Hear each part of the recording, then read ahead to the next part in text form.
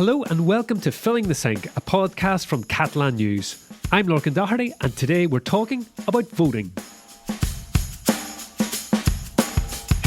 Catalonia is going to the polls next May 28th. Yes, it's a while away, but if you're a foreigner who's eligible to cast your ballot, you need to be registered much sooner. On today's podcast, we'll be explaining all the steps that you need to take to make sure you can vote. We'll also be looking at the polls, the parties, and the potential outcomes. And we'll be hearing from one mayor who's been in post for 43 years. Well, we've got a full house today. The office is packed here. We've got Cillian Shields. Hi, Cillian. Lorcan, how are you? Cristina Tomàs White. Hello, Cristina. Hi. And for the first time, Maxime Van Cleven. Hi, Maxime. Yeah, it's great to be here. So we're talking about voting, and Cristina, well, you've got Spanish nationality, so Yeah. you can vote to your heart's content. Maxime, well, you're just passing through, aren't you? I'm just passing through. No voting for me this time. You'll be well gone back to Belgium by the time these elections in a few weeks. Okay, well, it's good to have you here, Cillian. You're in a situation like myself. Yes, we're we resident here. Are you going to vote? Do you know if you can vote? Well, I did know that I could vote. Thanks to my brilliant colleague, Cristina Tomàs White. Thank you very much. Yeah. You're very welcome. So what, there was a bit you enlightened? I just read an article. Right. Okay. Which had the perfect link for me to click. I just needed to add in very little info of my own and bam, register to vote next May. Fantastic. Well, I'm not registered to vote, so I'm really looking forward to this podcast because I'll literally be asking the questions I want to know the answers to. You'll find out. I've got one for you, though. Go for it. Does anybody remember what they did for their 18th birthday? I did. Yes. Vaguely. Vaguely. I had exams coming up, I remember, but yeah, it's kind of, yes. I had some classes later on. But for myself, I celebrated in the morning by going and registering to vote for the very first time because that was the deadline in the February 2011 Irish general election. There you go. So that's what I did before my class. You're all set. Good stuff. So you've been waiting for years, or you were just very excited to go? Yeah, once they set the date, I was like, bam, that's my whole birthday sorted. Well, Cristina, it seems like you are the expert in who can vote then. Do you want I am. Do you want to enlighten us? Well, where to begin? So when we're talking about Spanish national elections, all Spanish nationals over the age of 18 can vote. When it comes to Catalan elections, it's all Spanish nationals who are registered in Catalonia. But when it comes to the local elections... Which is kind of the one we're looking at now. Yeah, May 28th. It is all EU citizens as well as people from 13 different countries that have agreements with Spain. Okay, you've provided us with a handy list here. We've got Bolivia, Cape Verde, Chile, Colombia, South Korea, Ecuador, Iceland, Norway, New Zealand, Paraguay, Peru, the United Kingdom, and Trinidad and Tobago. Yeah, this means that there are quite a few people who can actually vote and who might not know that they're able to. In Barcelona, there are over 150,000 people who fall into one of these categories. Yes, and in fact, it really seems to be, according to the local authorities, the amount of people who have actually registered to vote out of those who are actually able to is actually a very small fraction. In the last municipal election in 2019, only around 21% of EU residents and only 4.2% of residents who come from one of the 13 countries that has an agreement. Only this small percentage of people actually registered to vote. This is a slight increase on the previous election in 2015, but we're still talking about very few people who live here from other countries that actually go through the process. And I'm guessing if you didn't know you could vote this time around until Cristina helpfully told you, then that means you must not have voted. I wasn't here last time, but were you here for the last election? I was, You were. yeah. You were. I guess maybe the deadline might have passed before I realised that I could. Yeah. We're recording this 6 months in advance for a reason, to make sure that this doesn't happen again to any poor soul out there. Well, in fact, Barcelona City Council, to be fair to them, are trying to get the word out that people can vote. There's a campaign. If you live in Barcelona, you decide in Barcelona. Obviously, it's not just Barcelona. There's literally hundreds of municipalities across Catalonia. Cristina, how do people go about registering to vote? Well, that will depend on whether you're from the EU or one of these 13 countries. If you're from the EU, you should have been sent a form that's called the DFA form, I believe. I'm just rustling my sheet here, which it arrived in the post. It has not been filled out yet, so I'm looking forward to you explaining to me what I need to do. So fill it out and send it back to the address. It's that simple. You can also fill it out online at the National Statistics Institute website if you have a digital ID. That's known as the clave ID. And you're going to need the CTT password that was included in the letter. Oh, I can see it here. I have to say, sometimes administrative tasks here are, pretty difficult to get your head around, but this sheet is mercifully short, and it's also in 3 languages: Catalan, Spanish and English as well, which you don't always get the English option as well, so it seems quite well. You've gone through it, Cillian, easy enough. Very easy, in fairness. Yeah. Okay, now so no that excuse. said, I did have to get the clave pin sorted out at a previous date, which Yeah, I did true. years ago. True, I've done that, and that's is a bit of a process. Yeah. Okay, And you have, if you're from the EU, you have until January 30th, 2023 to do this. that's the deadline. But if you're from one of these 13 countries that have an agreement with Spain to vote in local elections, there are 3 different categories that you can fall within.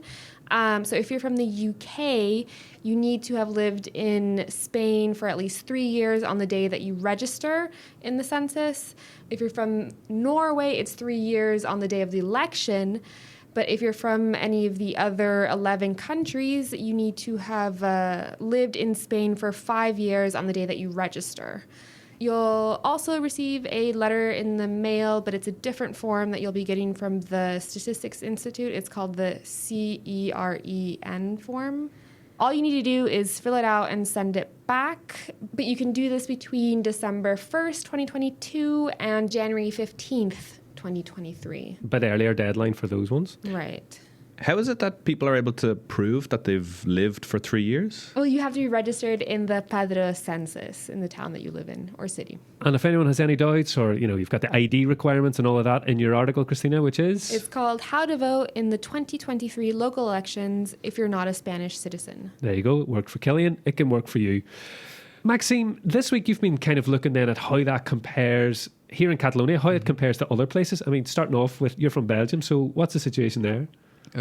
Belgium is actually a good example of a European country because when it comes to people from the European Union countries, they're free to vote on local and European elections. That's a European rule, like a European Union Yeah, we rule. didn't mention European elections, I think, so that applies here too, obviously. Yeah, and when it comes to people from outside of the European Union, it depends. There's a few strings attached. So you need to have lived in Belgium for 5 years already. You need to sign an oath of allegiance to the Belgian constitution. Wow, that's interesting. Sounds fancy. I guess and as a citizen, do you have to do that at some point? I'm not sure, actually. You don't remember? Maybe you were taken as a child? It could be. Interesting. No, and you need to register to vote first. But there's no limits on which countries are available to vote. Okay, so it's not like in Catalonia and Spain, we've seen that there was 13 specific countries that had an agreement. No. It's different. everyone. It's a little bit more open. And how does that compare in general, looking across, countries in the EU? So about half of the European Union states allow foreigners outside the EU to vote as well, and local elections, not in national ones. That's something that doesn't occur in Europe. But to give you some examples of how they do it in Europe, the countries in Northern Europe, they are pretty inclusive. All between 2 and 4 years of residency is enough to be able to vote. Then some of the larger countries, such as Germany or France, they've been struggling on the topic. They've been making efforts over the years to include foreigners, but it's difficult. There's always people holding them back, like the right-wing parties or the Senate, or sometimes the fact that it needs constitutional change. It's a big change to pull off. Also, for example, in France, they've done polls in the past, and it turns out that a lot of the people living there, French people, don't want foreigners to be able to vote. Okay. So that makes it even more difficult. Cillian, do you know what it's like in Ireland? Yes, in Ireland you can vote in local elections as a foreigner regardless of the type of residence that you have. So that would include asylum seekers. If you haven't had a decision on your application made yet, you're able to take part in the voting process. Yeah, that's a unique case in Europe. Maybe to name one more, Portugal is actually very similar to Spain's situation because they have certain agreements with countries. I think it's 11, mostly from South America, who can vote in local elections. Okay. And you mentioned earlier that within Europe, there's nowhere where foreign nationals are able to vote in general elections, but there are some places around the world where that is the case. Yeah, it's actually very rare. I was surprised by this, but there's only 4 countries in the world who allow foreigners to vote in national elections. New Zealand is the most inclusive one of them all because you only need to live there for 1 year to be able to vote. The other countries are Uruguay for 15-year residents, then Chile after 5 years, and Malawi after 7 years. So when I put this situation of Spain in perspective, it's not as surprising because you see it nowhere in Europe and almost nowhere in the world. Well, from the international, Malawi, New Zealand and Chile, Uruguay, we're now going to the extreme local because, Cillian, you took a trip to a small town called Torroella de Fluvià. Yes, I did. I went to this tiny little town up in the county of Alt Empordà, up in northern Catalonia, not far away from the coast. Allegedly, 700 or so people lived there. I spent the vast majority of a full day there, and I think I only saw about 4 or 5 people. I saw literally one shop in the entire town. I suppose the thing is, like, you know, we've mentioned the elections in Barcelona. We'll talk a bit more soon about elections in different cities, but even these tiny little towns have their own election. And obviously you were there to speak to the mayor. I was indeed, yes. This is a man who has been serving the people for longer than any of us have been alive, who has won the last 11 municipal elections. There have only been 11 since the death of Franco and the restoration of democracy to this country. He has won literally every single one of them. Well, let's take a listen. This is Cillian speaking to Pere Moradell. Bueno, la vida era molt menys complicada que ara. Pere Moradell, the socialist mayor of Torroella de Fluvià since 1979 and still to this day, says that life was far less complicated when he first took office. One of the biggest differences that he notices between now and 43 years ago is the increased level of bureaucracy. More documents are needed for everything. Reflecting on the biggest differences between today and when he first became mayor in the late 1970s, he believes that people didn't have as many needs as what they do now. Our lifestyles, as he views it, have gotten more expensive over time.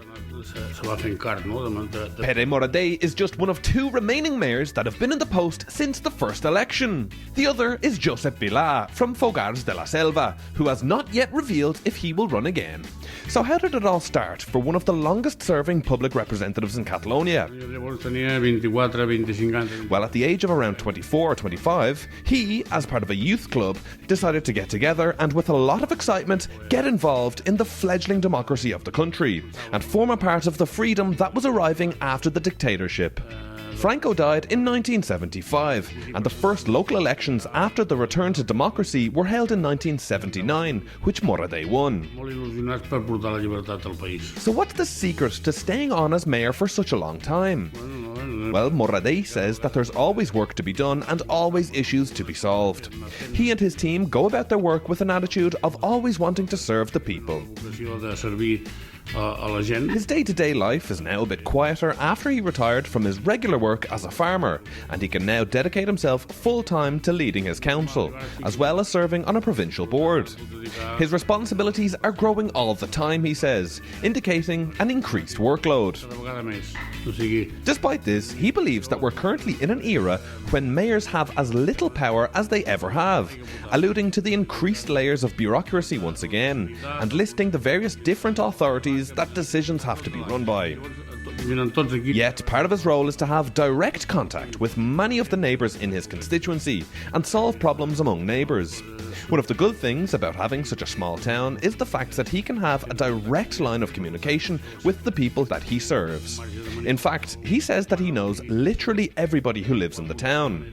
He describes the relationship as a family, although with the acknowledgement that plenty of families have problems and fights, but a family nevertheless. In the last election, Moradell won by 1 single vote, overcoming his challenger by 180 votes to 179, enough to give the Socialists the majority in the council and see him re-elected for an 11th time. However, Moradell says that the slim margin was purely consequential, as he was in poor health at the time of the vote and wasn't in the position to do any campaigning. One of the curiosities about Moradell's job is the fact that he is mayor of a municipality that has 3 separated population nuclei, meaning that a lot of services are quite spread out. Added to the fact that Torroella de Fluvià's population has actually grown significantly over the course of Moradell's mayorship. He thinks that it has doubled or tripled in that time, and the town has grown in different directions as well, making it a little bit more difficult to join up all of the services. So 11 elections in the bag already, and Moradell has his sights set on 12. He'll be running once again next May, and believes that he'll be part of a strong showing from the Catalan Socialist Party.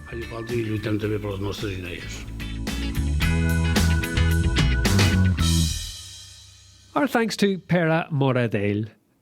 He won by 1 vote. I know he was, he has his reasons, his rationale for it, but still 1 vote, still pretty tight. Could you imagine if you were planning on voting against him and you just, for one reason or another, decided to not bother going to the polls that day? That's it. That's democracy. That's why you need to get registered, folks.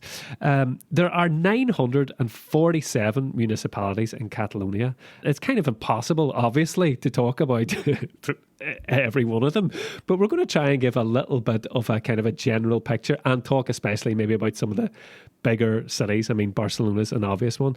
Well, we start with Barcelona. Like, what could happen there? At the minute, we've got Ada Colau, who's been in power since 2015, and she was the first woman to become mayor of Barcelona, and kind of on the back of this left-wing anti-austerity wave at the time. Are her days numbered, or what do we think? How's it looking? Well, she's certainly running anyway. Could be the last time that she runs. But yeah, it definitely seems like every citywide survey that's run every 6 months, her ranking and popularity among the residents, it does seem to be like slightly going down every time. The last of these, she was given her worst result, actually. Only 4.1.